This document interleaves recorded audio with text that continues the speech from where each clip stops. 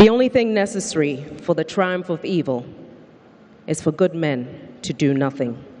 Edmund Burke.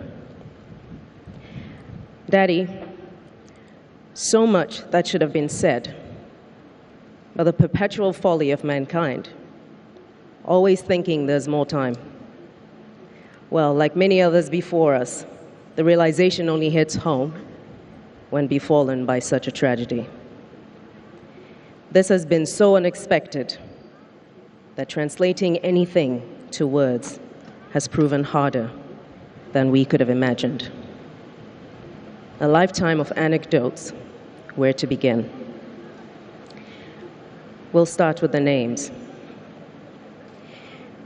You were the earthly possessor of the name Jeremiah, whose mission covered some of the most turbulent and tumultuous decades in biblical history.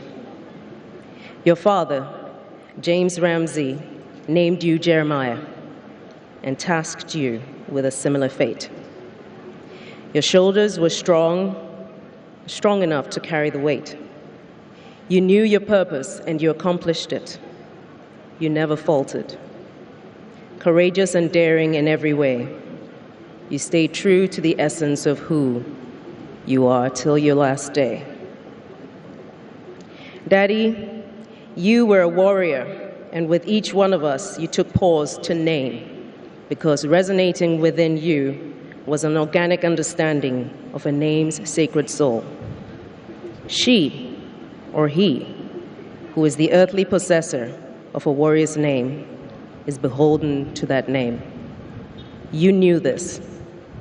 You did not name any of us after you to ensure that we would discover our own purpose in our name's sacred soul.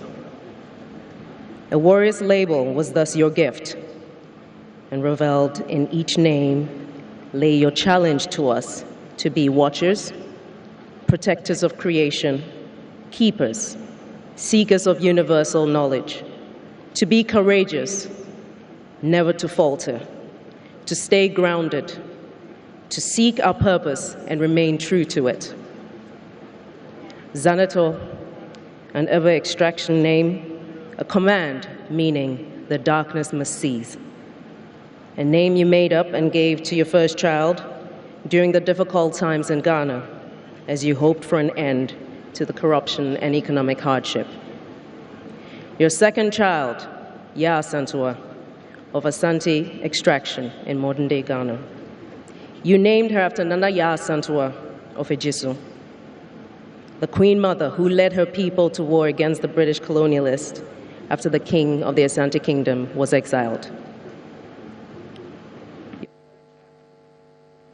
Your third child, Amina, a name of Arabic extraction. You named her after the warrior queen, Amina of Zaria, in modern-day Nigeria, the first woman to become a ruler in a male-dominated society.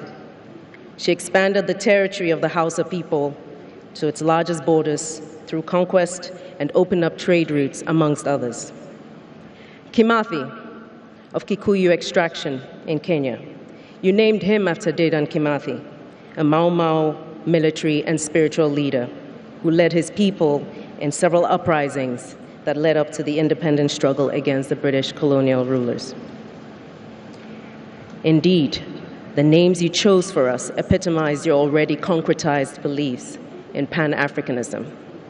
Perhaps it's no surprise that you created a bridge between members in the diasporan community and their ancestral home in Ghana in what became known as Panifest. Perhaps at our earliest memories of the giant, for many years we thought you were. Larger than life, adventurous spirit that was always the toast of every occasion, with your dashing lady love by your side.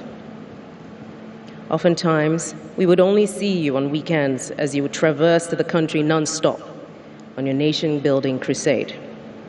On the occasions we would come by the castle during the week, you were always working but never tired, always heavily concerned with the country's affairs, but somehow making time to eat and exchange stories with your staff.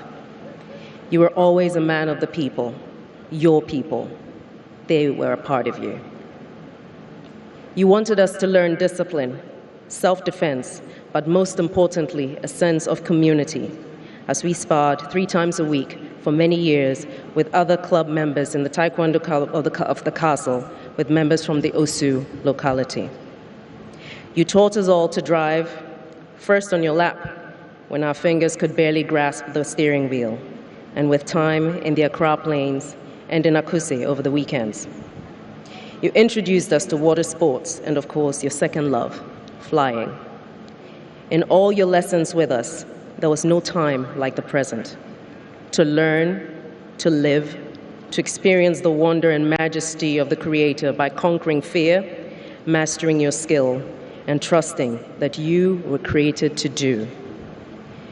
You excelled at reinforcing that age was no restriction to boldness and adventure when you learned how to skydive after age 50. You were an artist at heart. Your portrait pencil sketches, but a preview of your natural talent. Your craftsmanship saw you recycle disposed bits of parachute and plane parts to construct all manner of furniture and decor in the house, reflective of yours and your wife's artistic abilities. You were highly intuitive and perceptive and spent time with each of us separately and collectively to impart your lessons on everything, ranging from logic and reasoning problems and spirituality to global geopolitics and more. Whenever we asked you a question, you would ask us what we thought about the subject, in the end, allowing us to arrive at our own conclusions. At other times, you would just offer a candid opinion in a few concise statements and move on. You had the most wicked sense of humor and loved to make fun of people. One learned to develop a thick skin after years of exposure to it. When it was time for us to go to boarding school, you took pride in setting up your barber's shop on the compound of the house, skillfully cutting our hair with such ease that some of us, don't worry, I won't mention your name, thought that we could do just as well before hacking our cousin's hair to the most shocking yet hilarious spectacle. Later, the drive to boarding school was always your pride of place, taking Zanetor and Santua to Wesley Girls.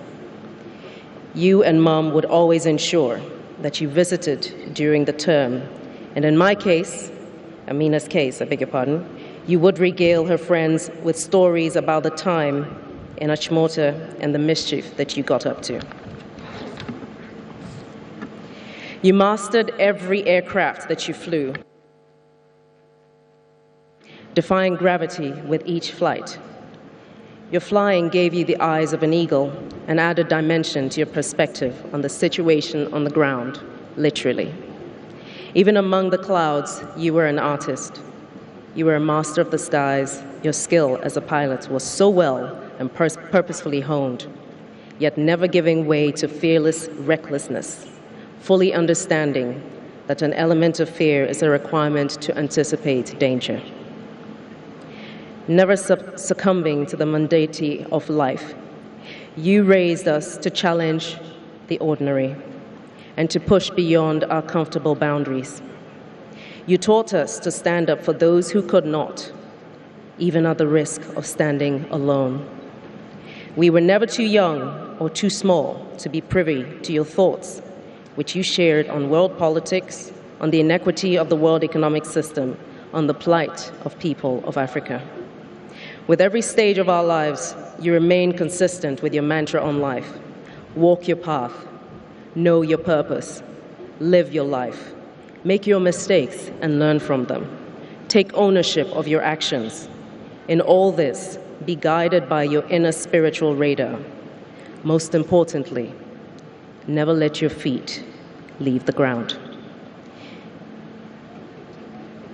You always spoke with such pride about our valiant officers and men of the armed forces, the precision of our Air Force, and lamented angrily about the cowardice of those not willing to seek out truth or fight for what is just, not just for oneself, but for one's fellow Ghanaian in the face of adversity.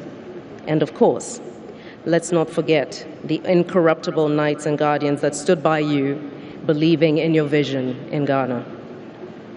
Whatever your faults, whatever your shortcomings, you always thought about the health and well-being of others before yourself. And it's such a shame that not every individual got to see or experience that about you.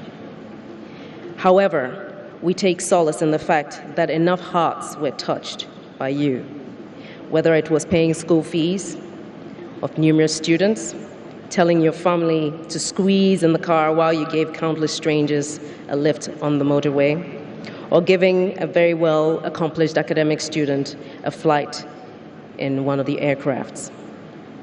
Since your passing, we have been inundated by testimonies of the number of people you supported. Your kindness knew no bounds.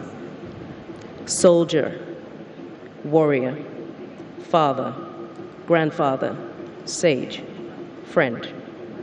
Daddy, thank you for sharing your life with us. Thank you for teaching us to be and to do. Your work is done. You're free now, so walk briskly and purposefully as you do among the ancestors.